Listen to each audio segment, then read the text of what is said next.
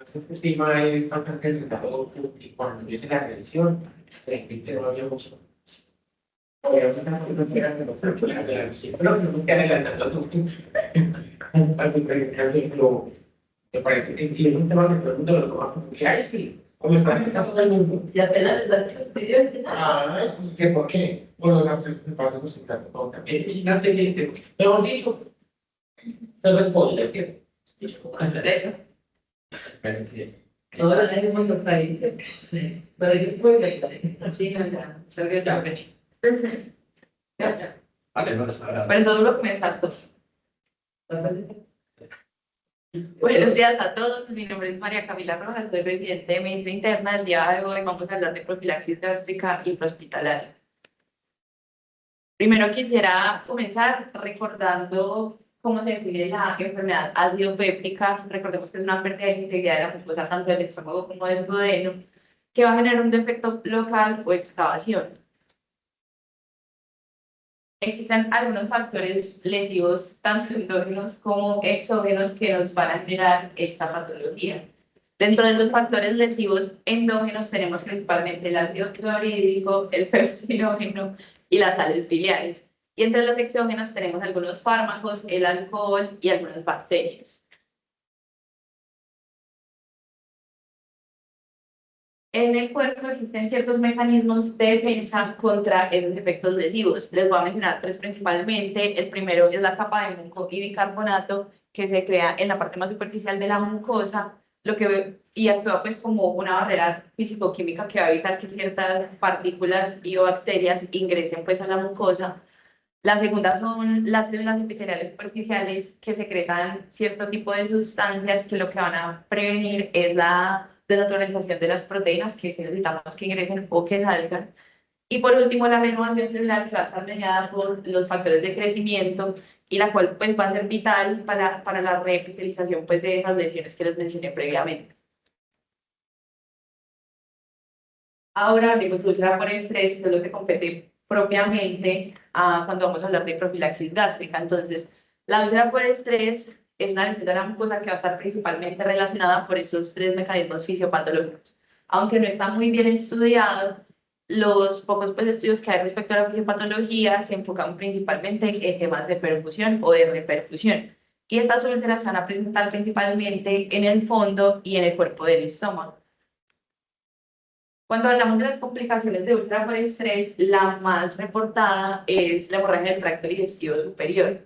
Esta tablita nos remonta para allá a la década de los 60, cuando Silkman empezó a notar que había una relación entre los pacientes hospitalizados y el desarrollo de hemorragia del tracto digestivo. Entonces lo que hizo fue hacer diferentes estudios para encontrar como qué patologías o qué entidades podrían estar más asociadas al desarrollo de esta complicación. Este es un estudio que publicaron en el 78, donde encontraron que estas 6 patologías eran las que estaban más relacionadas con el desarrollo pues, de las úlceras: la falla respiratoria, la sepsis, la peritonitis, ictericia, insuficiencia renal y la hipotensión. Pero entonces, cuando hablamos de pacientes hospitalizados, ¿de quién tenemos que hablar? Y es que tanto la prevalencia como la incidencia de la hemorragia del tracto digestivo secundaria a úlceras por estrés va a diferir mucho si estamos hablando de pacientes en UCI o si estamos hablando de pacientes hospitalizados en salas generales. Entonces, primero vamos a hablar de los pacientes críticos. Hasta el 75% de los pacientes hospitalizados en UCI que no reciben gastroprotección desarrollan úlceras por estrés. Úlcera por estrés no significa que todas sangran, pero hasta el 75% van a desarrollar la lesión. Y de esos pacientes, los que desarrollan hemorragia del tracto digestivo, la prevalencia oscila entre el 0.1 al 4%. Y en todos los estudios pues, que se han hecho hasta ahora, siempre ha habido pues, como unos factores de riesgo o unos predictores independientes comunes, que son la ventilación con presión positiva con un OR de 15.6 y la coagulopatía con un OR de 4.3. Entonces, cuando hablamos de hemorragia del tracto digestivo secundario úlcera por estrés en el paciente crítico, vamos a tener estos 3 grupos y como vamos a ver, en cada uno la incidencia va a variar. Entonces, en el primer grupo tenemos el sangrado por úlcera por estrés con hemorragia oculta, que la incidencia va del 15 al 50%, la úlcera por estrés con sangrado manifiesto, que la incidencia va a ir entre el 1.5 al 8.5%, y la úlcera por estrés con sangrado gastrointestinal importante. ¿Y cómo definimos sangrado gastrointestinal importante? Entonces, hipotensión que se haya presentado en las primeras 24 horas, o hipotensión ortostática o descenso de la hemoglobina al menos 2 gramos en esas 24 horas, que haya requerido transfusión de al menos 2 unidades de glóbulos rojos y requerimiento vasopresor. Para este grupo la incidencia es del 1.3%, que si bien es bajita, pues no es despreciable. ¿Qué hay respecto a los estudios de la gastroprotección en paciente crítico? Entonces, no han logrado demostrar que disminuye la mortalidad. Sin embargo, sí disminuye el riesgo de sangrado significativo y disminuye el tiempo de estancia en UCI, pues que finalmente entonces se va a ver traducido en la mortalidad del paciente, no propiamente dentro de la unidad de cuidados intensivos, pero sí de ahí en adelante, y también la estancia pues hospitalaria. Y los factores de riesgo que ya les mencioné previamente, los dos predictores independientes principales son la ventilación con presión positiva y la coagulopatía. Sin embargo, existen otros que los han estado viendo a través de los estudios y a raíz de eso han sacado pues como esas recomendaciones, siendo solo requiriendo un factor de riesgo mayor para tener indicación de iniciar la gastroprotección y al menos 2 menores para tener la indicación. Entonces, en los mayores encontramos la ventilación por presión positiva y la coagulopatía, que ya se las había mencionado previamente, la coagulopatía que se define como un conteo de plaquetas menor a 50.000, un INR mayor a 1.5 o un TPT 2 veces por encima del límite superior pues, establecido. En este grupo también tenemos entonces antecedentes de sangrado gastrointestinal superior en el último año, TEC o lesiones de la médula espinal y quemaduras mayores del 35% del área de superficie corporal total. Y dentro de los factores de riesgo menores tenemos entonces sepsis, que el paciente haya estado más de una semana hospitalizado en la unidad de cuidados intensivos, que haya tenido sangrado gastrointestinal oculto por al menos 6 días, que esté recibiendo terapia con glucocorticoides mayor a 150 miligramos de hidrocortisona o el equivalente, el uso de antiplaquetarios o AINES durante la estancia, insuficiencia renal o terapia de reemplazo renal, falla hepática, antecedente de úlcera péptica y EPI, trasplante de órganos o trasplante de órganos. Pero entonces, si uno pues, revisa bien la literatura, o sea, para el paciente crítico hay demasiados estudios, incluyendo estudios observacionales, RCTs, y realmente esas indicaciones que les mencioné previamente están muy bien establecidas. Pero, ¿qué pasa cuando tenemos un paciente hospitalizado en salas? Entonces, primero quería darles como esta introducción, y es que los resultados de los diferentes estudios son muy contradictorios. Desde el 40 hasta el 70% de los pacientes que están hospitalizados en salas generales reciben gastroprotección, hasta el 80%, hasta el 85% de estos no tienen indicación de recibirla, y la prevalencia en esos pacientes hospitalizados de hemorragia del tracto digestivo es del 0.2 al 0.5%. En los últimos años, ¿en qué pues, ha devenido? En sobreuso intrahospitalario, principalmente de los IVPs, y que hasta el 50% de los pacientes sean dados de alta con estos medicamentos sin tener una indicación real. Esos son pues como los datos globales. Yo quería pues como centrarme un poquito más a Colombia y encontré este estudio que fue publicado en el 2022 en Bogotá. Fue un estudio descriptivo prospectivo en un hospital de Bogotá que se realizó en el 2012 e incluyó 179 pacientes. Y el objetivo de ellos era determinar la pertinencia de la prescripción de los medicamentos para prevenir el sangrado gastrointestinal en los pacientes hospitalizados en un servicio de medicina interna. ¿Por qué es importante separar el servicio de medicina interna? Porque funciona muy diferente a los servicios quirúrgicos y esto va a ser relevante más adelante en unos factores de riesgo que les voy a mencionar. Y este estudio, entonces ellos lo que hicieron fue contar la cantidad, la proporción de los pacientes que habían recibido una prescripción adecuada del medicamento. ¿Y cómo se define la prescripción adecuada del medicamento? Pues que cumpla con alguno de estas características. Entonces, pacientes que estén utilizando anticoagulantes o AINES de riesgo intermedio o alto, que tengan uso crónico de esteroides, principalmente pues mayor a un mes, presencia o antecedentes de coagulopatía, que hayan estado en uso con ventilación mecánica más de 48 horas. Y estos últimos dos que, como pues podemos ver, realmente no son de profilaxis, sino que ya son de tratamiento. Entonces, tratamiento de enfermedad úlcerosa activa, o sea, que ya viniera con él, o antecedente de úlcera péptida, enfermedad por reflujo gastroesofágico o gastritis. ¿Y ellos qué encontraron? Entonces, de los 179 pacientes que ellos incluyeron, el 91%, o sea, 164, recibieron una prescripción de profilaxis gástrica, independiente si fue con ranitidina, con IVPs.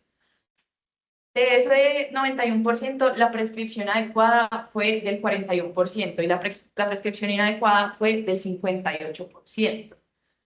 Y de ese 58% que recibieron una formulación inadecuada, se encontraba pues la no indicación de la prescripción, era la formulación en pacientes de bajo riesgo, que fue del 97%.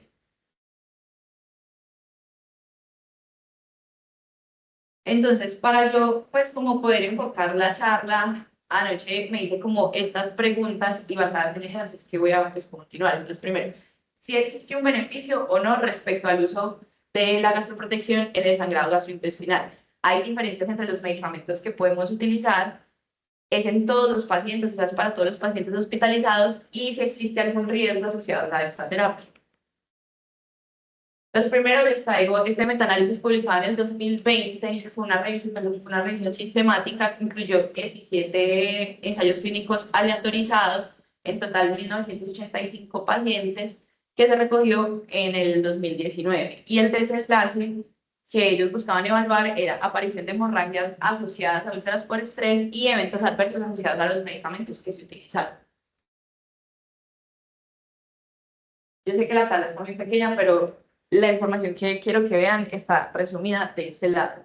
Estos son los 17 estudios que ellos incluyeron y quería pues que viéramos esto, que los pacientes que participaron, 5 de los estudios eran de departamentos de neurocirugía, 3 de cirugía cardiovascular, 3 de cirugía general, solamente 2 de medicina interna, 2 de cirugía gastro, 1 de otorrino y 1 de ortopedia. Y que pues demostraron ellos en sus desenlaces principales. Primero, la prevalencia de hemorragia en tracto digestivo en el grupo placebo osciló desde el 14 al 65% en el total pues, de los estudios analizados. Y de las 3 estrategias que ellos compararon, las 3 redujeron el sangrado gastrointestinal, siendo los IVPs teniendo pues menor incidencia de hemorragia en tracto digestivo asociado a úlcera por estrés comparado con la ranitidina. GMP.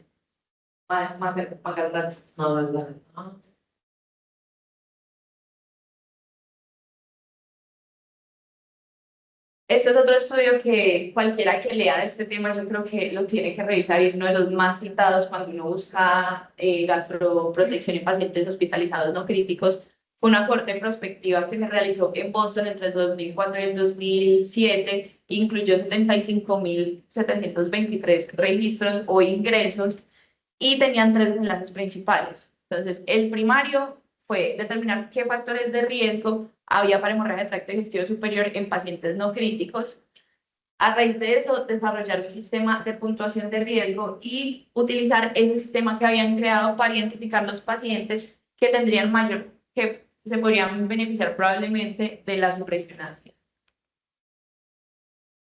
Entonces, respecto al primer desenlace, estos fueron todos los factores de riesgo que ellos analizaron. En rojito les tengo resaltados como los que tuvieron el OR que fue estadísticamente significativo, entonces mayores de 60 años, ser hombre, enfermedad hepática, enfermedad renal, lesión renal aguda, perdón, sepsis, estar hospitalizado en salas de medicina. Esto excluía cualquier departamento de cirugía o subespecialidades quirúrgicas y departamentos de psiquiatría y neurología.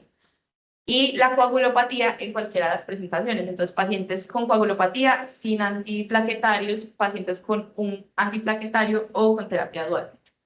Entonces, a raíz de este resultado, ellos sacaron esta tablita donde resumen todos esos y a cada uno le dan un puntaje que era pues como equivalente al OR que habían encontrado. Entonces, la idea que ellos pues plantearon era aplicar esto a los pacientes y según el puntaje determinar si se beneficiaban de la terapia con, pues, de supresión ácida o no. Y esto fue lo que ellos obtuvieron. Entonces, ellos son un grupo pues, que investiga mucho principalmente sobre gastroenterología y ellos compararon los resultados con un estudio previo que ellos habían hecho, donde habían encontrado que el número necesario a dañar para desarrollar clostridioides era de 533 y de neumonía arterial en el hospital era de 111. Entonces, agruparon los pacientes según el puntaje que les había dado en el score que habían creado y calcularon el número necesario a tratar para los pacientes. Como podemos ver, cuando el puntaje del score es mayor o igual a 10, es cuando el número necesario a tratar se vuelve significativo, pues que es menor de 100. Ahora, ¿qué efectos adversos tienen los IVPs? Hay demasiados descritos en la literatura, les voy a hablar pues como de los que me pareció que eran los que más mencionaban. El primero es la gastroenteritis bacteriana, con un OR de 1.94, principalmente gastroenteritis por Salmonella y Campylobacter jejuni. En cuanto a la parte renal, entonces, la lesión renal aguda, principalmente dada por nefritis intersticial aguda, tiene un HR de 2.52 y la enfermedad renal crónica se asocia principalmente al uso 2 veces al día, principalmente de IVPs, y tiene un HR de 1.45. En cuanto a la osteoporosis o fracturas, la mayoría de los estudios evaluaron el riesgo después de un año de utilizar los IVPs y el RR para la fractura de cadera fue de 1.26, para la fractura de columna fue de 1.58 y para cualquier fractura fue de 1.33. En cuanto a las infecciones por clostridioides y neumonía, que era lo que estaba mencionando pues ahorita los progres, todos los artículos que yo leía respecto a este tema mencionaban estas complicaciones. Y yo que encontré que más o menos hasta el 2010, 2013, los estudios que habían respecto a estos desenlaces eran todos estudios observacionales. A raíz, pues a partir de esa época fue que se empezaron a hacer RCTs para poder determinar si había una asociación o no. Los últimos que encontré, pues los más recientes publicaron, que fueron el PEPTIC y el SUB-ICU, no encontraron diferencia entre los eventos infecciosos, tanto clostridioides como neumonía, asociados a los IVPs. Y por último, aunque esto dice que la evidencia pues, es insuficiente, uno se encuentra muchos reportes, más que todos estudios observacionales, y porque ellos hipotetizaron esta idea, porque tanto los IVPs como el floppy son metabolizados a través del citocromo P450, entonces lo que ellos creen es que va a haber como una competencia por el uso pues, del citocromo para poder ser metabolizado. Hay muchos estudios que apoyan pues esta teoría, sin embargo la mayoría son ex vivo y lo que hicieron fue comparar los diferentes IVPs respecto a si disminuía o no el efecto del clopidogrel, encontrando que en el omeprazol sí había una disminución, pero no lograron encontrar pues una relación entre pantoprazol, esomeprazol y lansoprazol. Y después como un punto de buena práctica, yo creo tener esto en cuenta cuando se tiene sobre todo un paciente con síndrome coronario, quizá con doble antiagregación. María, perdón, eso fue en el estudio que se referido al 2022. Eh, ¿En dónde encontraron eso? o sea, en estos dos están todos los estudios, pero ese estudio propiamente no lo traje.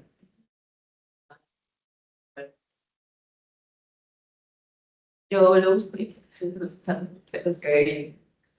es de la revisión de Esta es de la revisión de Nature, que es del 2017. Y esta es de American Journal. Bueno, y este es un estudio que se realizó acá en Colombia, que se publicó en el 2016, un estudio descriptivo retrospectivo que incluyó los datos de 420 IPS en Colombia entre el 2014 y el 2015, con un total de 2 millones, pues alrededor de 2,5 millones de pacientes, y lo que buscaban era describir y analizar los patrones de prescripción en fármacos antiulcerosos y los factores asociados a esa prescripción y los costos de los pacientes ambulatorios. ¿Y ellos qué encontraron? En este estudio, la prescripción en algo inadecuada fue del 35%. Esa prescripción inadecuada representó un gasto de 75 millones de pesos durante el tiempo del estudio, que fue un tiempo de 6 meses de recolección de datos. Y cuando ellos hicieron pues como unos análisis multivariados, encontraron que de haber hecho una adecuada prescripción, el ahorro hubiera sido alrededor de 450 millones en esa población.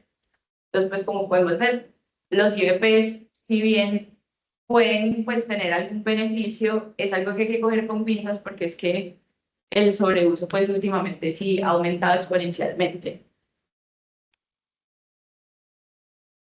Entonces, hasta ahora que llevamos, el último metaanálisis que fue el que les mostré demostró que efectivamente sí hay una reducción de la hemorragia asociada a ulceras por estrés.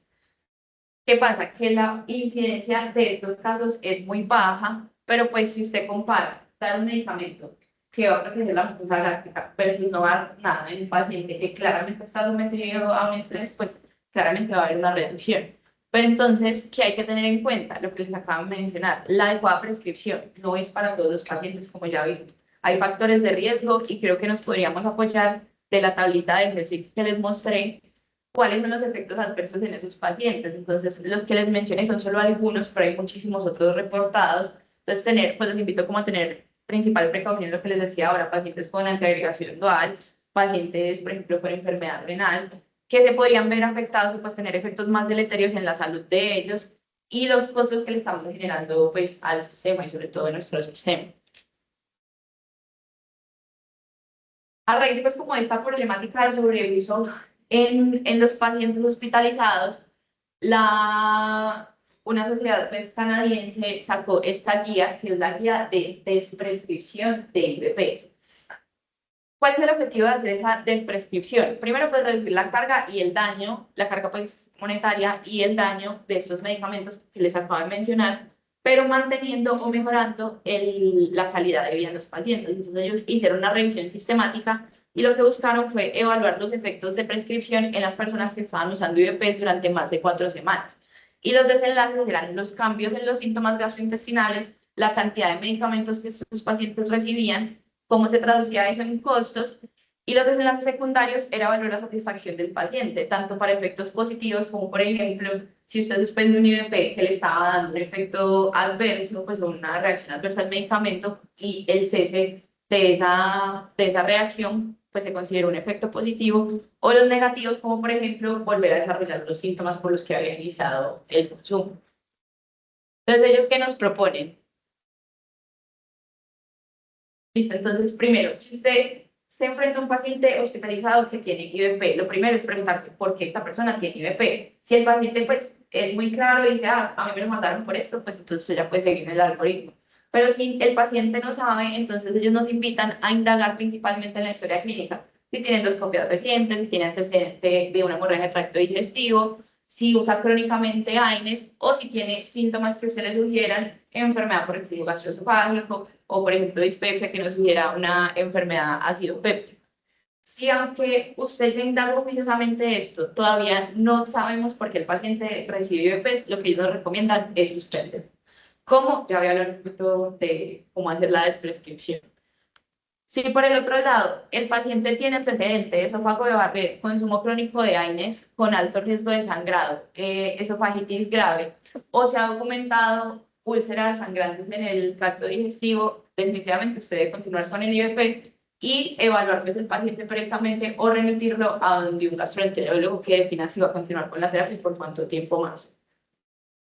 Pero por otra parte, si tenemos esofagitis leve a moderada, enfermedad por reflujo gastroesofágico que ya han sido tratadas por al menos 8 semanas, enfermedad acidopéptica que ya ha sido tratada, principalmente las asociadas pues, a AINES o enfermedad de la infección por el Helicobacter pylori. Si tiene síntomas gastrointestinales superiores, pero no tiene endoscopia y lleva al menos 3 días consecutivos sin síntomas, pacientes que salieron de la UCI y de la UCI salieron prescritos con el IVP, o pacientes con infecciones por el Helicobacter pylori no complicadas. Entonces, en todas estas personas, lo que ellos recomiendan es desprescribir. ¿Cómo vamos a desprescribir? En la revisión sistemática que ellos hicieron no encontraron diferencia entre el cese abrupto del medicamento o irlo escalando, por ejemplo, con disminución de dosis hasta no recibir nada, O la otra estrategia que ellos también buscaron fue suspender y dejarlo solamente a demanda, es decir, cuando el paciente empezaba a tener los síntomas, tomarlo pues nuevamente, pero no crónicamente. Y de estos últimos, 1 de cada 10 pacientes volvieron a desarrollar síntomas. Entonces ya les prescribí a mi paciente que tengo que hacer un monitoreo a la semana 4 y a la semana 12. ¿De qué? Pues de los síntomas. Por ejemplo, dispepsia, regurgitación o dolor en epigastrio, o por ejemplo, que el paciente nos refiera a pérdida de peso, hiporexia o agitación. Y en esos seguimientos, ¿qué hay que recomendar? Pues antes de considerar la represcripción, entonces, medidas no farmacológicas, por ejemplo, evitar comidas 2 a 3 horas antes de acostarse, elevar la cabecera pues de la cama, o evitar pues como los triggers dietarios que usted ha identificado que son los que le dan la dispepsia pues. Y por último, si en el seguimiento. Y por último, además de esas medidas farmacológicas, ¿qué le podemos recomendar? Antiácidos o orden contra entonces Gaviscon con gastrofal, pues cualquier cosita que cuando el paciente tenga el síntoma lo pueda recibir. Si hicimos todo el algoritmo y el paciente recae con los síntomas al menos 3 a 7 días, entonces ellos que nos recomiendan buscar por Helicobacter pylori o considerar reiniciar nuevamente los IVPs. Probablemente en Colombia, si usted ya hizo todo esto, es porque su paciente o ya lo trataron con Helicobacter pylori o pues ya se lo descartaron, pero pues esos son los cálculos. Y por último, pues las conclusiones de todo. Pero uno dice todo esto es igual Helicobacter pylori, pero los estudios de Helicobacter pylori, la causalidad de dispepsia, no, o sea, no es 100% clara. Eso se debe tratar 18 pacientes con Helicobacter pylori con erradicación para que a uno le mejoren los síntomas de dispepsia. Y si todos sabemos cómo es el tratamiento del Helicobacter pylori, uno dice que es horrible. ¿Cuál es o sea, a qué se puede llegar también ahí? Lo que pasa es que la enfermedad por reflujo y la enfermedad ácido péptica es una enfermedad, digamos, que a pesar de que no genera alta mortalidad, sí genera alta carga de morbilidad y de costos en lo que invierte la gente controlando. Muchas veces lo que nos falta a nosotros es buena precisión diagnóstica. Hombre, ¿tiene reflujo o no tiene reflujo? ¿Es reflujo ácido o no es reflujo ácido? O si lo que tiene es dispepsia funcional. Porque si tienes dispepsia funcional, ninguno de los reflujos, el tratamiento es diferente. Entonces, a veces no mandamos la duda diagnóstica apropiada que nos permite hacer la diferenciación y dejamos un paciente 10 años, la gente se dice, a mí le tomé para no me importa por decirte, no, me mantengo muy bien, pero es que si me lo dejo de tomar, te da esa precisión diagnóstica y final. Y respecto a lo que estás diciendo de número necesario tratar para el cuadro para disminuir los síntomas, en los últimos estudios de los PICA que han salido en los últimos años, los PICA, el número necesario tratar es mucho menor que el de los IVPs. Se llama con este carisma no se me pues estaba como entre 12 y 15. O sea, es muy significativo. Pero pues, como de playa. Listo, entonces ahora sí, las conclusiones. Entonces, en los pacientes críticos, los factores de riesgo principales van a ser la ventilación con presión positiva y la coagulopatía. Y tener en cuenta las recomendaciones de toda la tablita que les mostré previamente. El sobreuso y la prescripción inadecuada se va a producir en mayores reacciones adversas al medicamento y mayores costos. En pacientes hospitalizados fuera de la UCI hay un beneficio respecto al riesgo de sangrado por más baja que sea la prevalencia. Siempre es importante apoyar la decisión en herramientas como por ejemplo la escala que les mostré ahorita de Hershey para tomar la decisión si el paciente se va a beneficiar o no. El IVP está por encima del ferranitina o del magaldarato a la hora pues, de utilizar la gastroprotección. Y frente a un paciente que ha tomado IVP crónicamente o que se desconoce cuál es la indicación, aplicar el algoritmo de desprescripción es un punto de buena práctica. Y gracias. Ay, sí, la ranitidina ya no está en el mercado como hace 3 años, entonces, ¿cuál era la atención que se dispone? Ahorita no.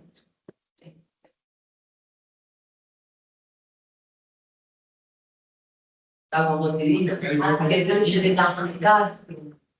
Entonces, como tú sigues poniendo el anti-H2 en toda parte, es para que sepa que si hay anti-H2, ya no la ranitidina, pero las tabletas se llaman gastro, son, pues no, para que salga el omeprazol, el mal de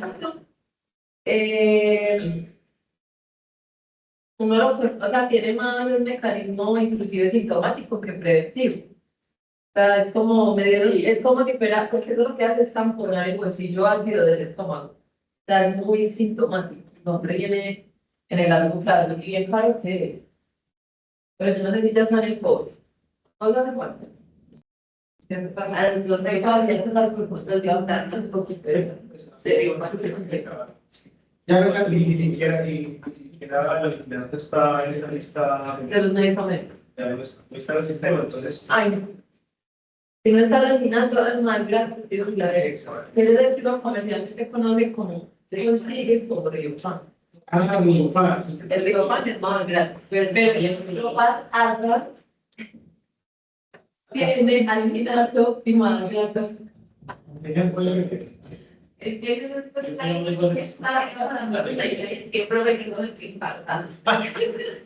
Después de los 30, no cambias al 100, ese 100, Ya toma tubito, que toma uno de vino y de lecherita. Ay, pero man, que una vez me tomé eso. O sea, yo tengo reflujo, pero ya tengo identificado con qué puede más reflujo. Y una vez después de una bandeja paisa de la deja, porque ya sé que el frijol me da dispeso, o sea, me da respirosis sí o sí. Y yo, y man, oye, muchachos, que no tengo sobre esta maniquí. Ay, pues, decía, ay, voy a tomar esto. Porque las drogas no me pegaban. Profe, profe Clara, o los profes que Hola, están yo Profe, alguna. ahorita te felicito. Bueno, está bien, gracias.